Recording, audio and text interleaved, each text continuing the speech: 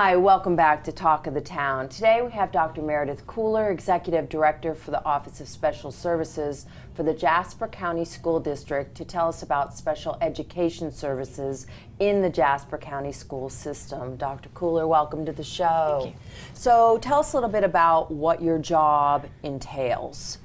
Basically, I supervise all of the special education students and the teachers within the Jasper County School District. I also do a few other little things at the district level in terms of reporting things for the district report card from the district, as well as supervising our staff development planning. And so approximately how many students does your office work with across the entire school district? Well, honestly, that changes almost on a daily basis because as students come or go. But in October, at our report to the state, we had 330 students. Okay. So right around there. And those are students that we serve from those who just have speech language impairments up into those who are more significantly impaired. More significantly challenged. So what is the school district's approach to teaching young people with special needs? It depends, of course, on the level of impairment. Your speech language children will get a little bit less services, and they're served just with speech language impairment, and a lot of those students exit out at some point. Then we go kind of up a notch where what's typically considered like a resource or a pull-out program that we do. We also have students that are in what used to be considered a self-contained setting. We now call it intensive support, where they get language arts and math with a special education teacher, and then they're out in the mainstream for the rest of their time.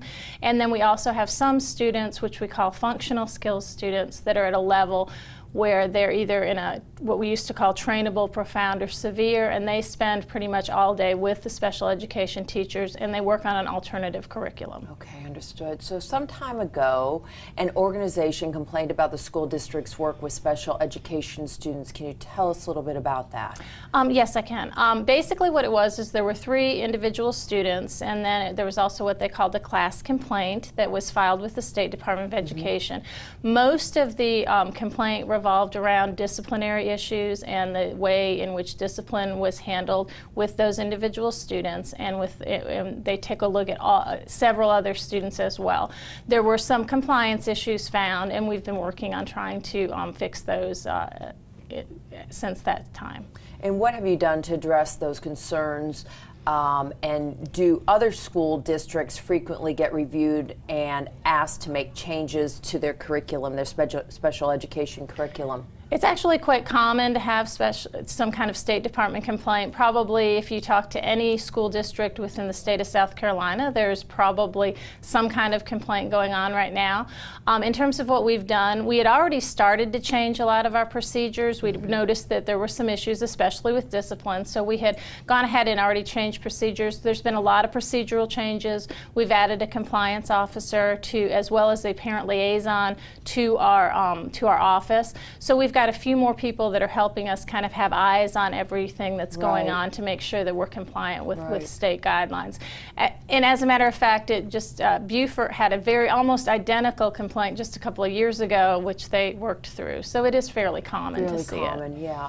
And what do you see as the biggest challenge facing special needs education in Jasper County in the next several years? Well, for me, it's, I don't want to say test scores, but it's academic achievement is really what it is. Obviously, Jasper County is having some struggles just in general with that. Our special ed students are even further behind, and so we've got a larger gap. So we've done a lot of things. We've put in place some curriculum, some alternative curriculum and things, so that we can do our best to close that gap for all of our special education students. Special needs educators, do you need more of those as well? We do. We need quality special educators, absolutely. So if there's anyone out there who is looking for a position, we've got some kids that really, really need some quality special educators. Right, and would obviously have, would grow from that opportunity. Absolutely.